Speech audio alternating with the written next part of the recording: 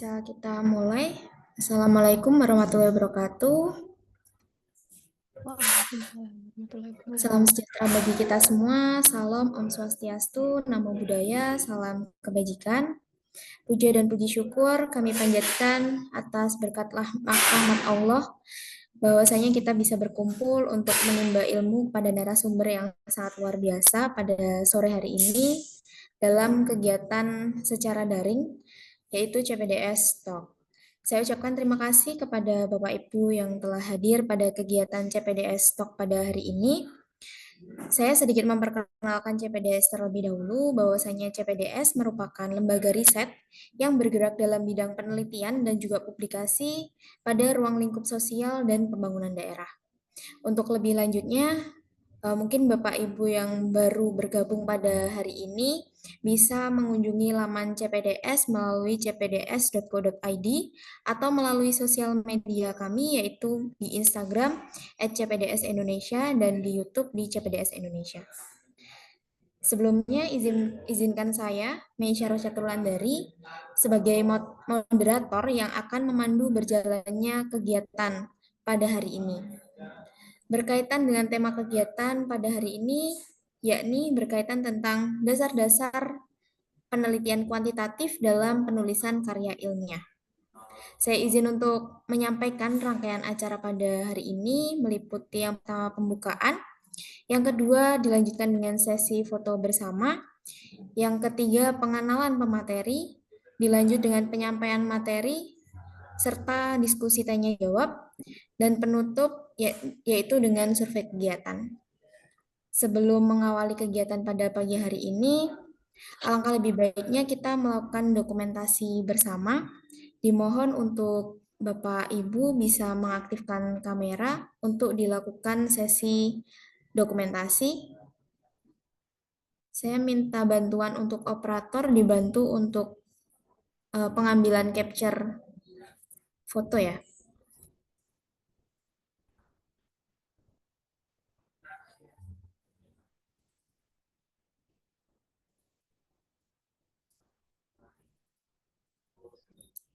Silakan Bapak Ibu, kami tunggu.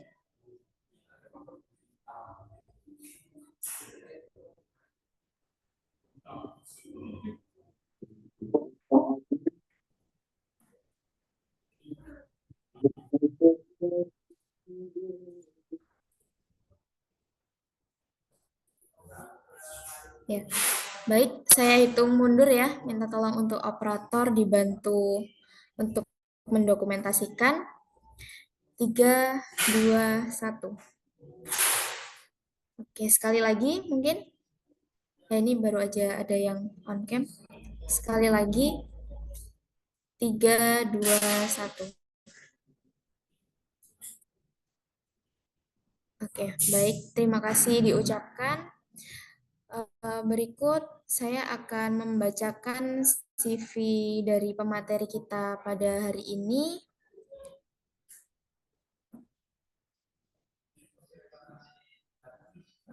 Berikut CV dari pemateri kita pada hari ini yaitu Mbak Abela Khairunisa, Stat MStat.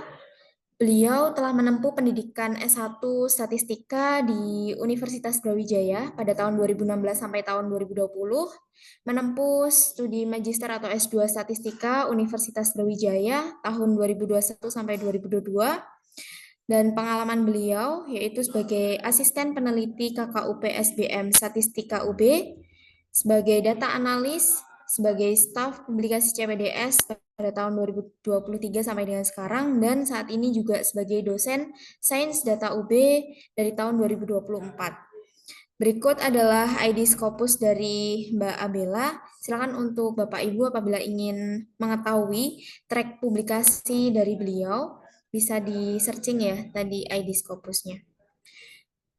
Baik, memasuki acara inti sesi diskusi, waktu dan tempat, saya silakan untuk Mbak Abela. Baik, terima kasih. Suara saya terdengar nggak, Mbak Mei ya? Ya Mbak, aman Mbak. Oke. Baik, saya mulai. Assalamualaikum warahmatullahi wabarakatuh. Selamat sore. Terima kasih Mbak Mei atas waktunya. Perkenalkan ya Bapak Ibu bisa memanggil saya Abel seperti yang sudah diperkenalkan oleh Mbak Mei sebelumnya. Sebenarnya terkait publikasi, belum banyak publikasi saya Bapak Ibu. Jadi mungkin di sini saya sebagai teman diskusi ngoten nggih Bapak Ibu. Jadi di sini saya sharing pengalaman bagaimana selama ini saya menulis penelitian kuantitatif ngoten nggih Bapak Ibu. Jadi nanti ketika sembari saya menyampaikan atau di akhir penyampaian saya mungkin ada materi atau ada terkait penelitian kuantitatif dari sudut pandang Bapak Ibu itu terlihat berbeda, disampaikan saja. Jadi di sini kita diskusi nonton nggih Bapak Ibu nggih. Oke, mungkin saya share screen dulu. Bismillahirrahmanirrahim. Jadi kalau ini ya Bapak Ibu. Mungkin Bapak Ibu sudah tahu sebelumnya. Jadi kalau dari metode itu kuantitatif dan kualitatif itu pasti berbeda nih Bapak Ibu. Dari pengukuran data dan pemerolehan data itu pasti berbeda. Kalau di kuantitatif, eh, fokus kita adalah mengukur dan menganalisis data. Sedangkan untuk di kualitatif, data kita ekspor sehingga kita memperoleh pemahaman mendalam. Mungkin Bapak Ibu yang mendalami kualitatif lebih tahu tentang hal ini dan jika penyampaian saya salah bisa dibetulkan ngoten nggih. Nah, kemudian di kuantitatif itu ada sebuah variabel. Jadi variabel ini kita peroleh dari masalah yang kemudian kita rumuskan. Nah, kita ukur variabel itu. Ketika kita ukur, kita memperoleh suatu angka yang mana kita sebut statistik, Bapak Ibu. Jadi kalau dulu dosen saya itu sering banget menyampaikan statistika nggak boleh sampai kalau statistik itu ilmunya aja. Jadi statistik itu angkanya, Bapak Ibu. Sedangkan statistika itu ilmunya, ngonten. Jadi statistik itu angka. Kalau kita punya rata-rata itu kita sebut statistik. Terus kalau misal Bapak Ibu melakukan analisis regresi, Bapak Ibu ada nilai F atau ANOVA, nih Bapak Ibu ada nilai T, ada nilai F gitu. Ada p-value, itu kita sebut statistik. Nah, statistik ini kita peroleh dari perhitungan Bapak Ibu. Jadi kita kalau di kuantitatif itu berfokus pada angka-angka yang bertujuan untuk menguji hipotesis. Nah, sedangkan kalau di kualitatif itu kita mengembangkan pemahaman dari suatu topik atau permasalahan, nonton Bapak Ibu. Nah, perhitungan tadi setelah kita peroleh angkanya, kemudian kita lakukan interpretasi. Nah, jeleknya ini saya buka aib sendiri ya Bapak Ibu. Jadi kalau jeleknya anak kuantitatif itu seringkali berfokus hanya pada angka. Jadi ketika diinterpretasi itu interpretasinya itu buruk. Sedangkan kalau di kualitatif itu biasanya penjabarannya itu membahas secara keseluruhan gitu Bapak Ibu. Jadi benar-benar suatu permasalahan itu dikembangkan, dieksplor gitu. Nah, jeleknya kuantitatif tuh kadang terlalu fokus sama angka sehingga interpretasinya itu kurang kurang mengena gitu Bapak Ibu. Jadi misal ada hubungan A dan B, kemudian dianalisis regresi atau dilihat korelasinya, peneliti itu hanya berfokus pada bagaimana hubungannya itu. Sedangkan yang diperlukan oleh pembaca tidak demikian. Pembaca itu memerlukan, oh ternyata A itu mempengaruhi B. Kenapa demikian? Ternyata secara dilihat dari sudut pandang ekonomi, sosial, budaya.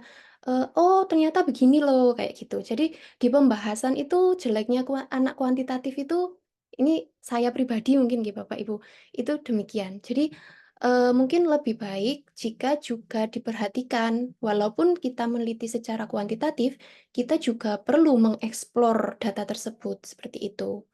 Nah, kalau dari pengambilan datanya saja juga berbeda. Kalau kuantitatif biasanya kita melakukan pengambilan data itu melalui survei, menggunakan kuesioner, melalui eksperimen gitu.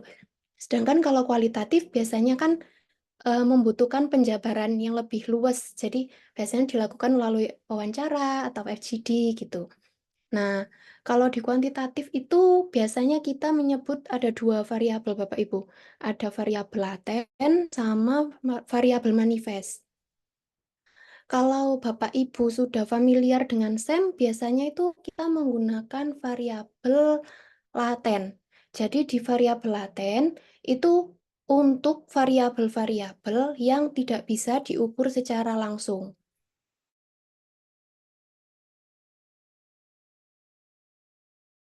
Kepuasan pelanggan atau loyalitas konsumen seperti itu. Nah, kepuasan pelanggan ini tidak bisa kita hitung langsung memperoleh angka. Jadi kepuasannya 5. Lah, 5 itu dari mana gitu kan kita nggak tahu. Nah, jadi variabel laten ini membutuhkan indikator-indikator yang dapat kita gunakan untuk mengukur. Misalnya kepuasan pelanggan itu bisa kita lihat dari seberapa banyak dia membeli ulang produk tersebut, seberapa sering dia kembali ke toko tersebut, kemudian bagaimana harapannya itu terpenuhi dan lain sebagainya. Sedangkan kalau variabel manifest itu bisa dari tinggi tanaman, berat badan, tinggi badan, seperti itu. Nah, itu biasanya dilakukan menggunakan penelitian eksperimen ini, gitu Bapak Ibu. Kemudian di sini saya ini ya Bu, Bapak Ibu, disclaimer tidak ingin membandingkan penelitian kuantitatif dan kualitatif karena pasti setiap penelitian itu punya sisi kelebihan dan kelemahan yang mana dalam kasus tertentu pasti penelitian kuantitatif itu lebih lebih dibutuhkan dan dalam kasus lain penelitian kualitatif pasti lebih dibutuhkan. Jadi eh, semuanya baik, hanya tergantung penempatannya yang bijak seperti itu. Nah, di sini saya ingin menunjukkan keunggulan penelitian kuantitatif.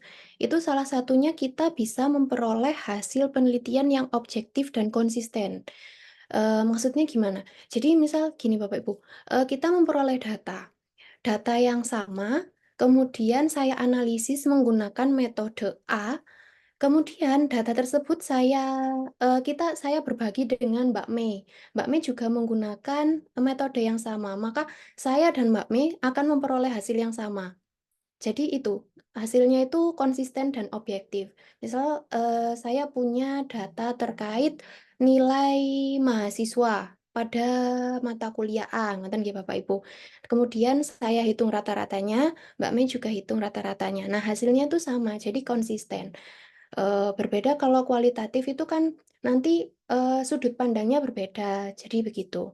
Kemudian selain itu keunggulan dari kuantitatif itu dapat digeneralisasi.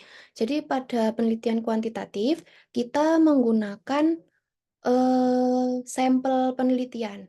Jadi kita tidak harus menggunakan seluruh data dari populasi. Misalnya kita ingin mengetahui em, pendapatan pendapatan warga atau masyarakat di kota A, ngoten nggih Bapak Ibu. Nah, kita hanya perlu mengambil sampel, tidak perlu keseluruhan masyarakat di kota A itu kita tarik datanya, tidak perlu. Kita hanya perlu mengambil sampel yang mewakili. Yang mewakili itu bagaimana? Yang mewakili itu kita punya kriteria tertentu. Jadi em, misalnya dari kelompok tani, dari kelompok pekerja swasta, dari kelompok ASN, dan sebagainya. Jadi sampelnya itu diambil dari kelompok-kelompok tertentu yang mewakili populasi, begitu Bapak Ibu. Nah, hasil dari analisis sampel ini bisa kita gunakan untuk generalisasi di populasi. Jadi kita bisa menangani data dalam skala besar dan menghemat waktu dan biaya, begitu. Kemudian ini yang tadi ya Bapak Ibu. Jadi untuk penelitian kuantitatif ini kita mulai dari keresahan yang kita miliki. Jadi misal Bapak Ibu ingin membuat sebuah karya tulis, Bapak Ibu bisa memulai dari keresahan yang Bapak Ibu miliki. Jadi kalau belum punya keresahan mungkin bisa baca-baca berita terkait berita-berita yang lagi happening atau tweet-tweet viral kayak gitu Bapak Ibu bisa digunakan untuk penelitian. Kemudian dari masalah itu bisa kita dekati melalui pendekatan empiris dan teoritis. Nah, kita susun rumusan masalahnya. Setelah kita susun rumusan masalahnya, kemudian kita perlu untuk meninjau literatur, Bapak Ibu. Meninjau literatur itu bisa dari konsep dan teori serta penemuan yang relevan. Jadi, misal terkait dengan, akhir-akhir ini tuh lagi ini ya Bapak Ibu, lagi banyak bea cukai itu, di komen oleh orang-orang di tweet. Jadi banyak tweet tentang bea cukai. Nah, itu konsep dan teorinya kita tinjau, sebenarnya pajak dan cukai itu fungsinya apa, gunanya apa, seperti itu. Nah, itu kita lihat dari konsep dan teori. Kemudian kita lihat juga dari penemuan yang relevan. Jadi dari penelitian-penelitian yang terdahulu, itu kita lihat apakah keresahan kita ini sudah diteliti sebelumnya atau belum. Jika sudah, mungkin di bagian mana yang berbeda, bagian mana yang belum diteliti. Nah, itu gunanya untuk mungkin nanti bisa, kita menemukan gap-gap penelitian, seperti itu.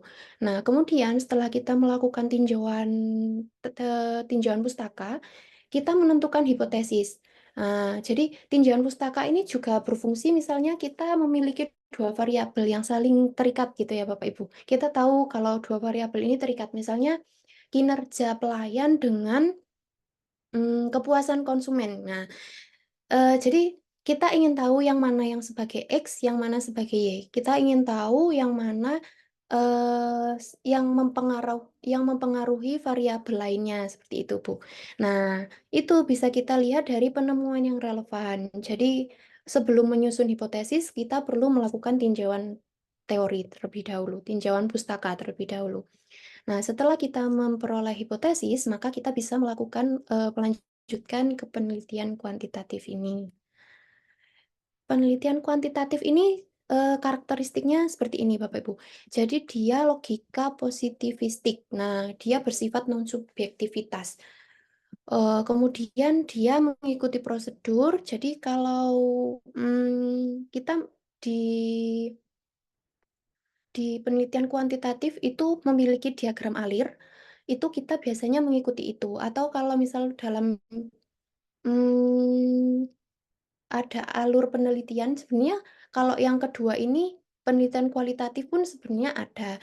Cuman kalau di kuantitatif itu dia pasti mengikuti prosedur karena, eee, setelah data diperoleh analisisnya akan berjalan sesuai rencana gitu Bapak Ibu. Nah, penelitian kuantitatif ini menyusun ilmu nomotetik. Ini maksudnya jadi berdasarkan penelitian yang kita susun, penelitian ini dapat dijadikan sebagai, dasar-dasar dalam menentukan kebijakan. Jadi, kebijakan itu biasanya nanti akan didasarkan oleh apa? Nah, itu bisa salah satunya dari penelitian ini.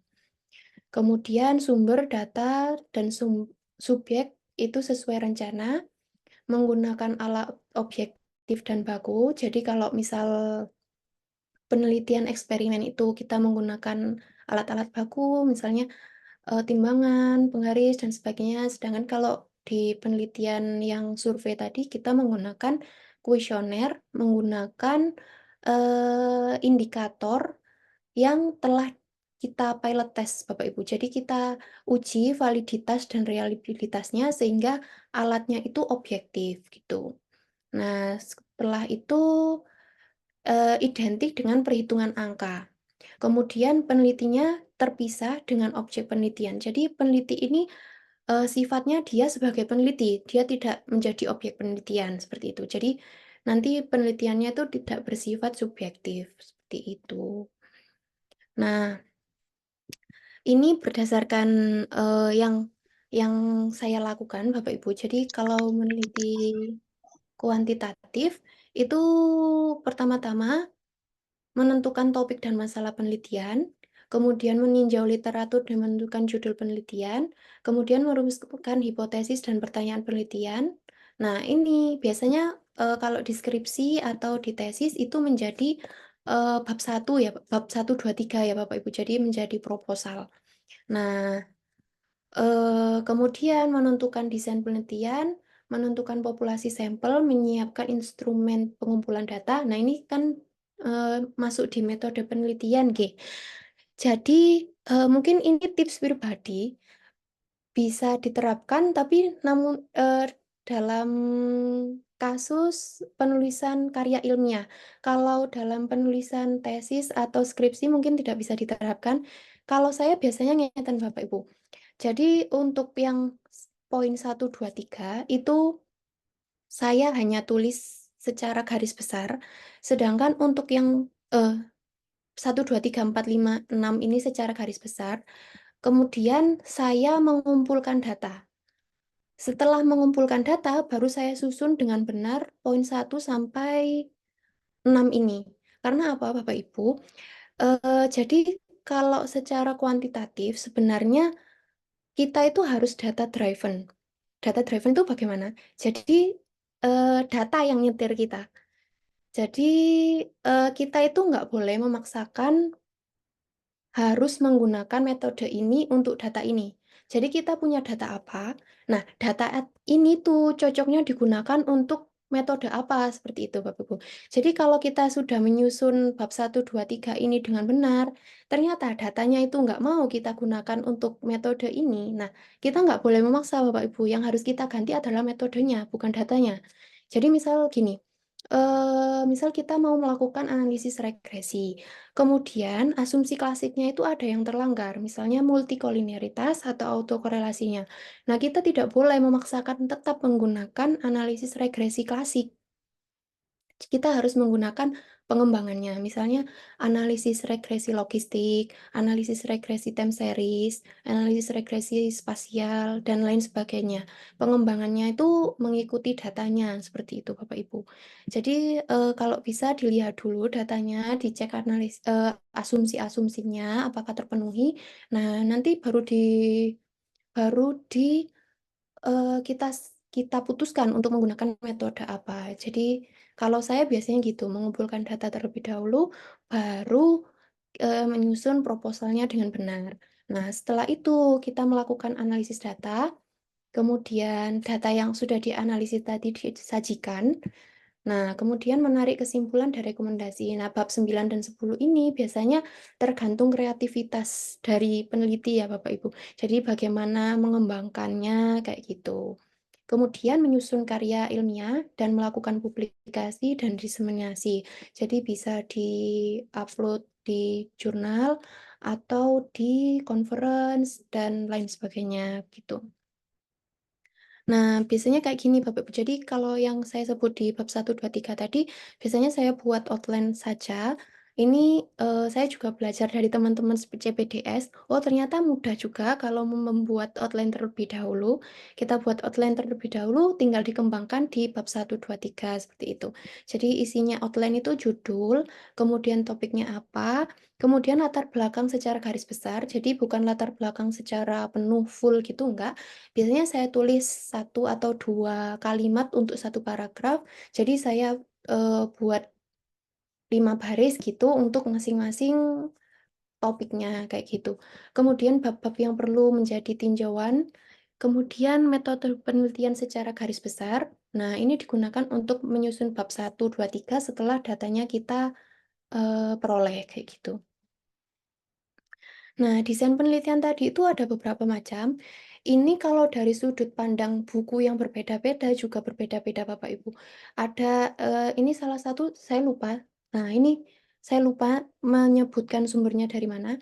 Tapi ini ada yang membedakannya menjadi 3 jenis. Jadi ada yang desain penelitian deskriptif, ada lagi desain penelitian eksperimental, dan desain penelitian ex post facto. Kalau deskriptif itu kita berfokus pada pengeksplorasi data, Bapak Ibu. Jadi misalnya penelitian ini cocok untuk ketika COVID kemarin. Jadi ketika COVID kemarin kita itu ingin mengetahui, menggali eh, kasus harian seperti itu. Misalnya kasus yang baru, kesembuhan pasien yang baru itu berapa, kemudian kasus kematian dan lain sebagainya. Tiap hari kita catat dan lain sebagainya. Nah, kita ingin mengeksplor data-data tersebut. Nah, itu jenis penelitian kuantitatif deskriptif. Kemudian untuk yang eksperimental itu biasanya yang dilakukan di lab Bapak Ibu atau bisa juga yang eksperimental sosial. Iya. Misalnya Ya, gitu. Jadi, misalnya yang di lab itu kayak pengukuran kalau kita SD dulu atau TK ya, itu mengukur tinggi kacang hijau atau tinggi tanaman jagung. Nah, itu juga termasuk penelitian eksperimental. Kemudian kalau ex post facto ini penelitian yang didasarkan pada fakta. Jadi, Kayak kalau Bapak Ibu penelitian, korelasi gitu ya. atau analisis Bikin, regresi, itu salah satu jenis jadi dari sampai penelitian bikin itu turun ex tangan post facto mintain ini. gitu kan waktu itu angkatanku itu pengen mau buat film beda film beda film kami versus semen semen versus semen sudah dibolehin sama fakultas katanya Iya tidak nih, sudah Mbak Rani udah ya, fakultas padahal di sini kita ya gitu kan sama sama temenku bukan direkam sih di apa kayak direkam saya mute audio dulu gitu. mungkin ya. Nah, sudah. Maaf ya Mbak Rani, nanti saya unmute lagi. Oke,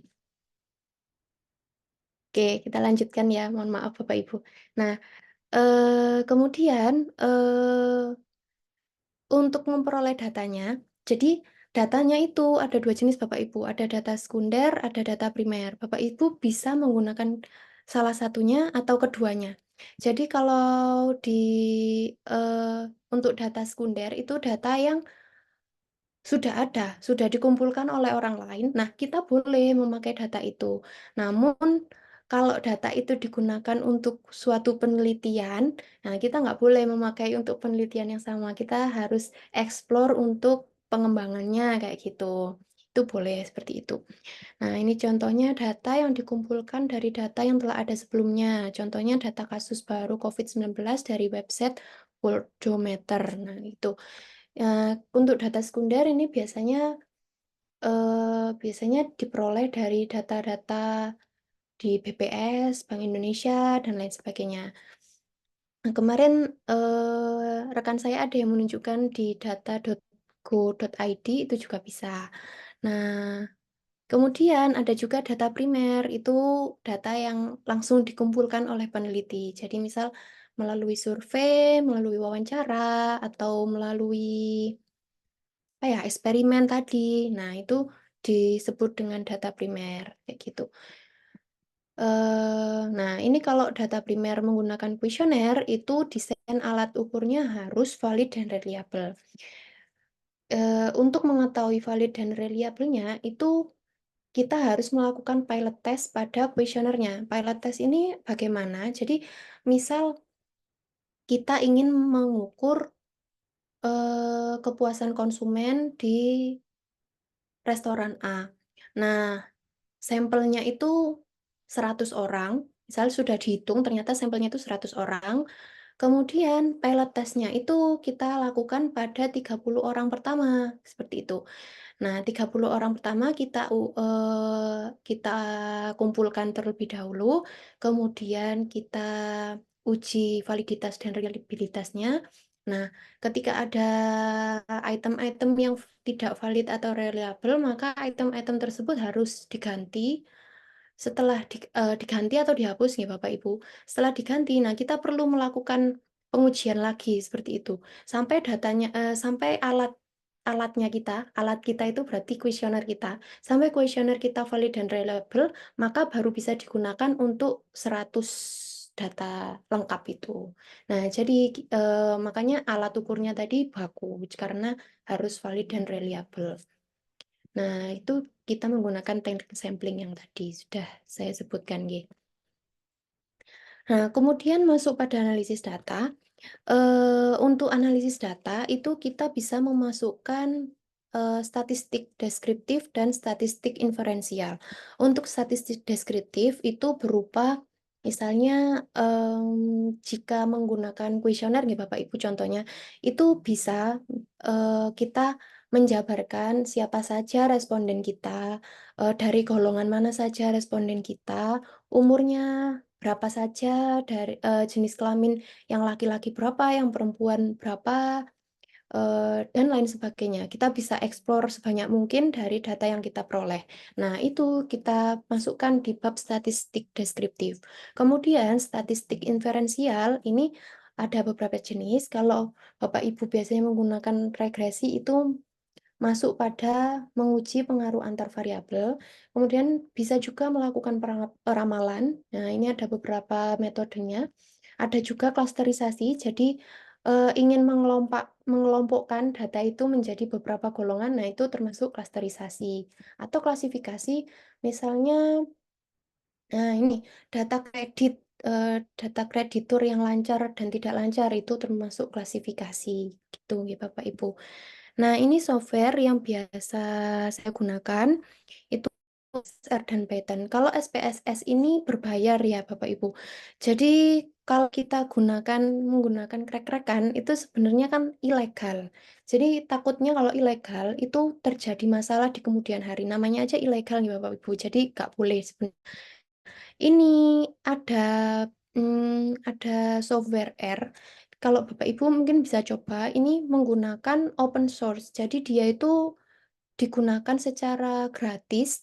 Nah, kita bisa bebas menggunakannya. Kalau Bapak Ibu biasa melakukan peramalan, mungkin eh, yang sejenis dengan SPSS ini, tapi dia gratis dan lain itu Bapak Ibu bisa mencoba Grittle namanya. Jadi bisa digunakan untuk peramalan ini. Oke, lanjut. Nah, kalau penyusunan mungkin Bapak Ibu sudah punya pengalaman lebih banyak dibanding saya. Biasanya kan seperti ini ya Bapak Ibu, jadi ada judul, abstrak dan keywords, kemudian bab 1 itu pendahuluan, bab 2 tinjauan pustaka, bab 3 metode penelitian, bab 4 hasil, atau 4 5 ini bisa digabung hasil dan pembahasan. Kemudian bab terakhir itu kesimpulan dan saran. Nah, biasanya sebelum dipublikasi, karya yang sudah disusun ini ada template-nya lagi Bapak Ibu. Jadi nanti disusun seperti ini dulu. Nah, nanti dilihat apakah ada template-nya, itu bisa disesuaikan lagi ke template-nya. Nah, untuk daftar pustaka itu biasanya saya sesuaikan menggunakan APA style. Nah, nanti kalau di template yang akan disubmit itu ternyata bukan APA style, maka ya disesuaikan kembali seperti itu. Sepertinya penjabaran dari saya cukup singkat. Nggak apa-apa nggih Mbak Mei? Nggak apa-apa, Mbak. Mungkin nanti kalau ada Ya, pertanyaan lebih lanjut bisa melalui Instagramnya CPDS Indonesia nggih Bapak Ibu. Mungkin waktu dan tempat saya kembalikan ke Mbak Mei. baik. Terima kasih atas penyampaian materinya, Mbak Bella. Sungguh sangat lengkap sih untuk belajar, untuk awal kita belajar bagaimana penelitian kuantitatif, terus bagaimana penulisan dari karya ilmiah, yang mana metode yang kita gunakan itu adalah metode kuantitatif seperti itu. Baik, memasuki agenda selanjutnya yaitu sesi diskusi dan juga tanya jawab. Monggo Bapak Ibu, apabila ada yang ingin ditanyakan, bisa langsung melalui kolom chat dengan menyebutkan nama dan juga pertanyaannya, atau bisa langsung raise hand ya. Nanti bisa langsung diskusi bersama pemateri kita.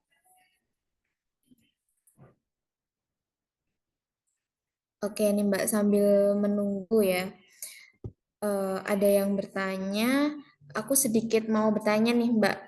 Jadi kan kalau penelitian kuantitatif itu kan based on data ya Mbak ya. Apakah ada data minimal yang harus kita kumpulkan supaya kita bisa running data seperti itu Mbak? Oke, Mbak. Terima kasih Mbak Mei pertanyaannya. Jadi sebenarnya kalau data minimal itu ada Mbak. Jadi minimal itu K plus 1. K itu variabel yang kita teliti Mbak. Jadi misal kita meneliti dua variabel gitu ya, X terhadap Y. Nah datanya itu minimal 3. Karena nanti kalau kurang dari 3 itu nggak bisa di running kalau di aplikasi gitu Mbak. Nah tapi kalau untuk analisis itu sebaiknya ya nggak terlalu sedikit juga gitu nggih Mbak. Karena ya hasilnya nggak mungkin baik, nggak mungkin general jika datanya terlalu sedikit gitu. Begitu Mbak Mei. Nah untuk ukuran sedikit atau banyaknya itu mungkin bisa ditentukan berdasarkan tinjauan literatur tadi Mbak Mei. Sepengalaman saya seperti itu. Baik, terima kasih Mbak atas pencerahannya. Jadi memang harus ada minimal data untuk diolah ya Mbak ya. Nggih, Mbak Mei. Oke. Jadi ya Jadi ada, cuman untuk berapanya itu penelitinya harus riset lagi seperti itu. Nggih. ya baik-baik Mbak. Ini di kolom chat ada yang bertanya Mbak dari Ibu Welasari.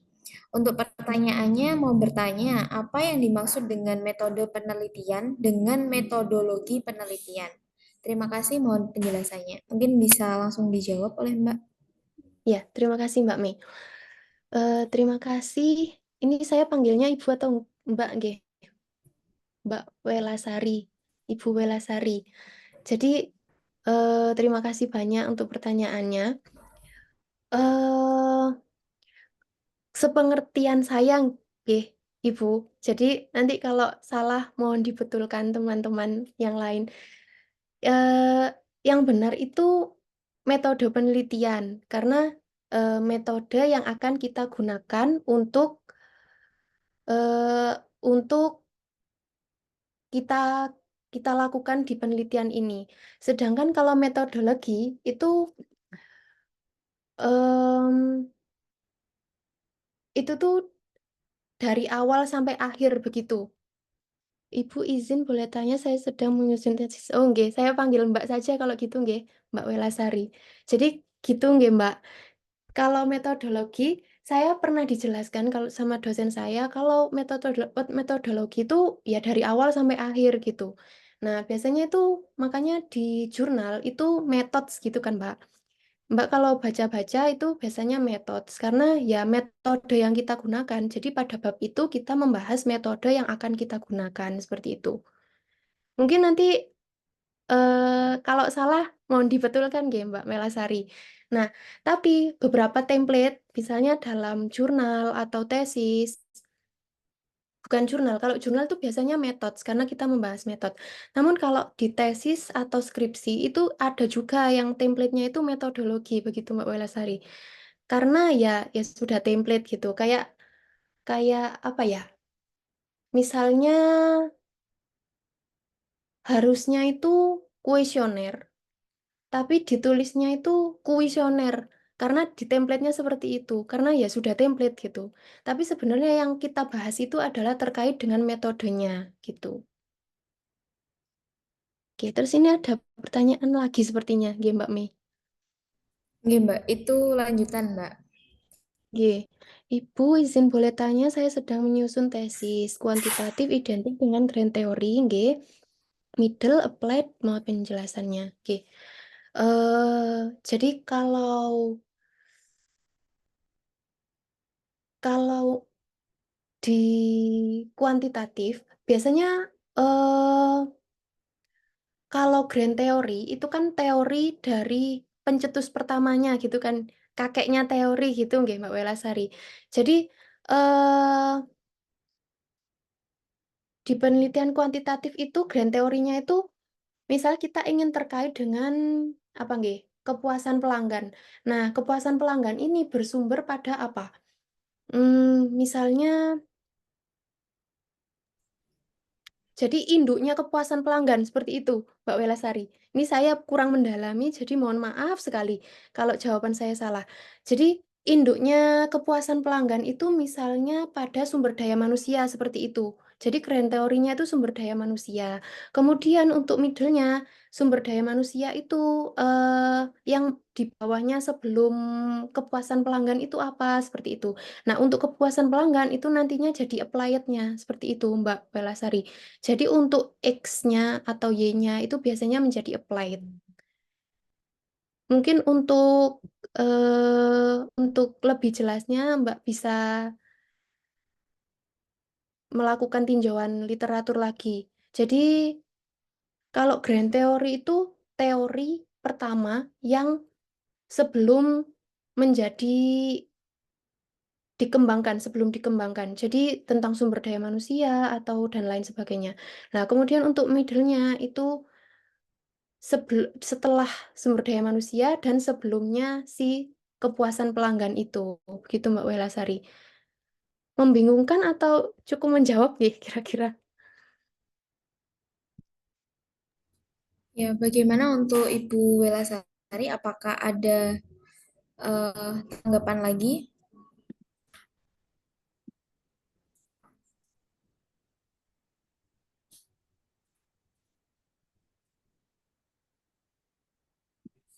Takutnya membingungkan nih ya Mbak ya. Iya, iya di middle itu kadang membingungkan. Jadi Mungkin ini Mbak, kalau misal kita berbicara tentang kepuasan pelanggan gitu ya, kalau ditarik dari teori-teori ekonomi itu middle-nya bisa terkait tentang bagaimana behavior dari pelanggan itu sendiri gitu. Dan oke. antara SDM sama variabel-variabel yang diteliti itu ada pertengahan jembatannya apa gitu. Biasanya ya terkait teori behavior gitu. Terima kasih Mbak Mei. Ini Mbak Mei harusnya yang lebih paham ini, Mbak Welasari. Karena beliau lulusan yang berkaitan dengan hal tersebut. Tapi penjelasan saya nggak melenceng kan ya Mbak Mei ya? Aman Mbak, Takutnya nanti aman. Bener sesat. Mbak. Bener. Gitu. Mungkin dilakukan tinjauan literatur lebih banyak lagi Mbak Welasari. Jadi biar middle-nya itu tepat gitu. Karena dia di tengah-tengah jadi agak sulit memang menentukannya.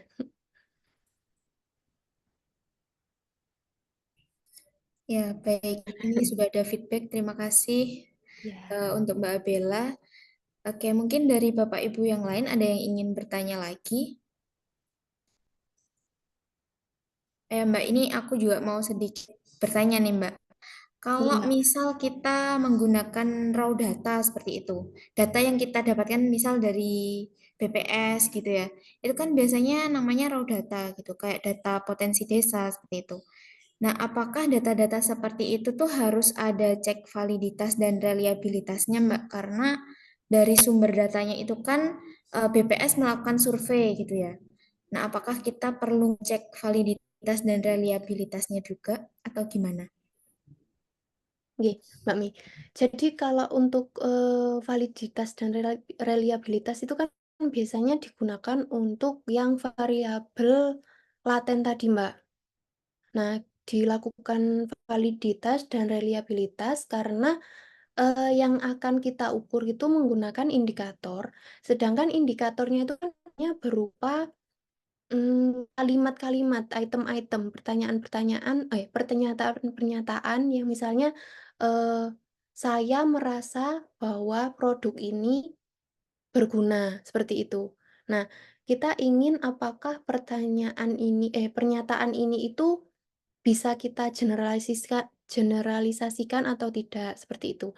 Sedangkan untuk survei BPS itu biasanya beliau-beliau ini melakukan survei untuk data-data yang manifest, Mbak. Jadi misalnya survei pendapatan, survei usia, seperti itu. Jadi tidak perlu dilakukan validitas dan reliabilitas. Ngoten, Mbak Mi. Oh iya, ya, baik-baik Mbak. Terima kasih Mbak. Sedikit ada Oke. pencerahan Oke. kualitatif. Kan kalau memang based on data itu kan banyak macamnya ya Mbak ya data Oke. itu. Oke, betul-betul, Mbak. Oke, saya juga lagi belajar ini, Mbak. Ya sama Mbak, aku juga lagi tahap belajar ini. Iya. Disilakan untuk Bapak Ibu yang lain apabila ada yang ingin ditanyakan, didiskusikan dengan pemateri kita berkaitan dengan penelitian kuantitatif dalam penyusunan karya ilmiah, bisa langsung dituliskan pertanyaannya melalui kolom chat ataupun bisa diskusi langsung bersama pemateri kita.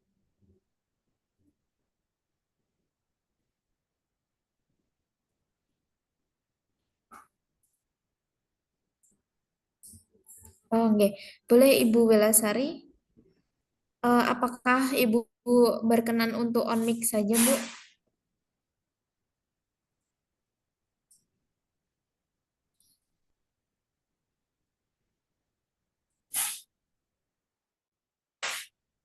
Ya, ini dari Ibu Welasari ada pertanyaan Mbak Abela Oke. terkait membuat rumusan masalah pada penelitian kuantitatif. Mungkin bisa dibantu untuk dijawab.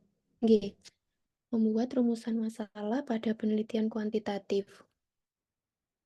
Oke. Jadi begini, dari permasalahan yang kita miliki, misalnya, mmm, misalnya terkait bea cukai tadi nggih, Mbak. Jadi terkait bea cukai tadi, kita bisa masalah itu berdasarkan satu h yang biasa kita pelajari bahasa Indonesia. Jadi apa yang terjadi pada bea cukai ini, kemudian bagaimana bagaimana bea cukai ini dalam memberikan pelayanan kayak gitu, bagaimana masyarakat gitu. Jadi, keresahan jadi kita fokuskan keresahan tadi pada satu topik. Jadi misal tentang bea cukai itu kita ingin berfokus pada apanya, misalnya pada pelayanan. Nah, pada pelayanannya, kemudian atau tata kelolanya, kayak gitu. Nah, kita tentukan rumusan masalahnya itu mmm, berdasarkan topik yang ingin kita angkat tadi. Jadi mungkin saya lebih gampangnya kalau dikasih langsung contoh kasusnya gitu ya, Mbak Melasari, biar saya nggak ngawang-ngawang. Jadi Mbak Welasari mungkin ingin apa gitu, jadi nanti kalau seperti ini rumusan masalahnya bagaimana gitu, mungkin gitu Mbak Welasari, biar tidak terlalu nah ini sepertinya di kolom chat ada Bu Neneng ini yang bantu jawab. Terima kasih Bu Neneng, izin bantu jawab, misalnya contoh untuk grand theory manajemen, middle range teori MSDM nggih, apply teorinya motivasi, kinerja, dan lain-lain nggih. Matur nuwun Bu Neneng.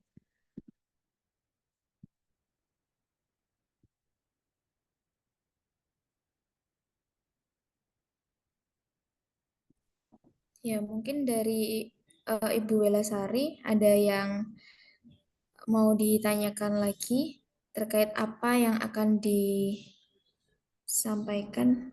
Nah, ini Mbak, terkait pengaruh kompetensi guru dan metode pembelajaran terhadap kemampuan pemahaman makna ayat Al-Quran.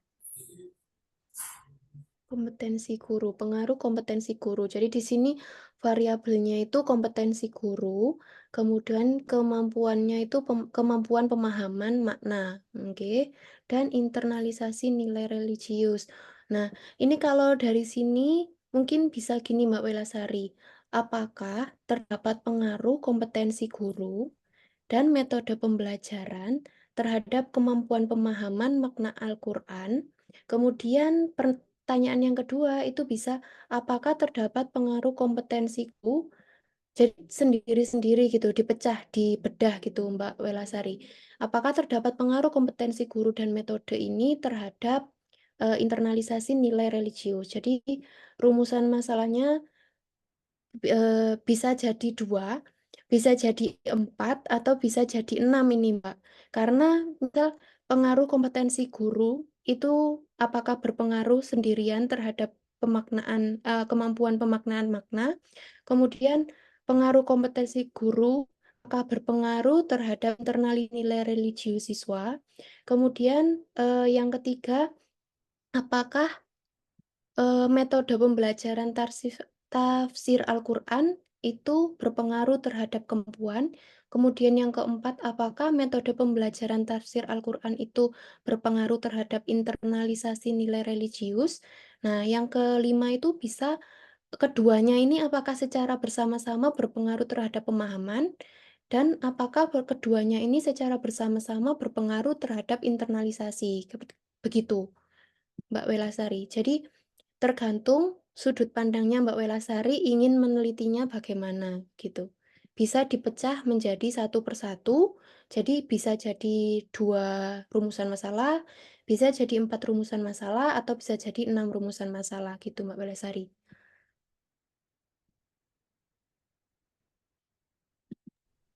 Baik, apakah ada feedback lagi dari Mbak Wela?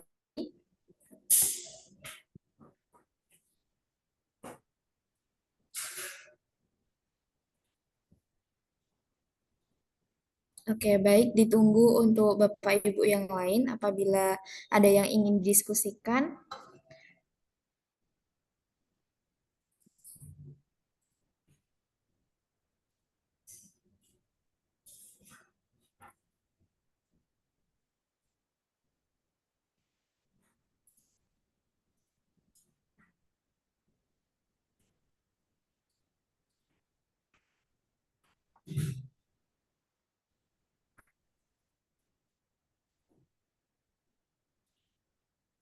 Oke, baik. Mungkin nanti Mbak Wela bisa langsung menghubungi. Oh ya, ini masih ada feedback lagi, Mbak. Kalau rumusannya itu, Bu, katanya tidak mengukurnya. Rumusannya itu seberapa besar G. Kalau seberapa izin izin diskusi mawon nggih. Jadi kalau seberapa besar pengaruh itu nanti eh sepemahaman saya nggih, Mbak. Jadi pengaruhnya itu kan yang kita ukur. Jadi untuk rumusan masalahnya, kita ingin mengetahui apakah ada pengaruh atau tidak. Nah, kalau misal seberapa pengaruhnya, eee, Mbak Welasari sebagai peneliti mungkin harus melakukan tinjauan pustaka untuk penelitian yang akan dijadikan acuan untuk menjadi dasar untuk menjadi dasar dari rumusan masalah tersebut, Mbak. Jadi misal di penelitian, oleh peneliti A dan B, itu ternyata ada pengaruhnya, sudah diteliti penelitian ini, sudah ada pengaruhnya dan pengaruhnya itu, dengan koefisien sekian dan lain sebagainya. Nah, itu baru bisa Mbak gunakan. Namun selama ini yang saya gunakan, itu rumusan masalah itu bersifat umum, Mbak. Karena nanti kita explore dari hasilnya. Jadi, sepemahaman saya kalau dari judul Mbak tadi, rumusan masalahnya seperti yang saya sampaikan tadi, kemudian untuk hasilnya nanti dieksplor lagi untuk mengetahui seberapa besar pengaruhnya itu, seperti itu, Mbak. Jadi untuk rumusan masalah itu bersifat umum, yang mana rumusan ini nanti kita gunakan untuk menentukan hipotesis, Mbak.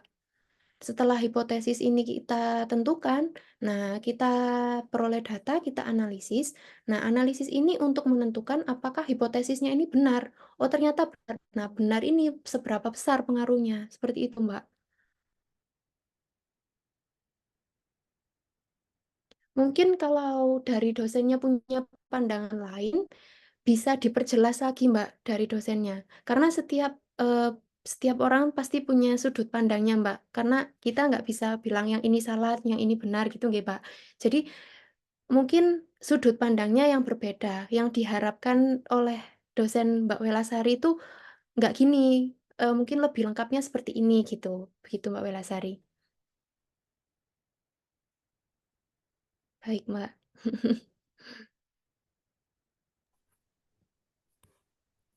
Ini sudah ada feedback dari Ibu Welasari.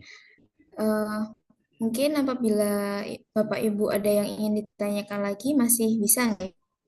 Kami tunggu.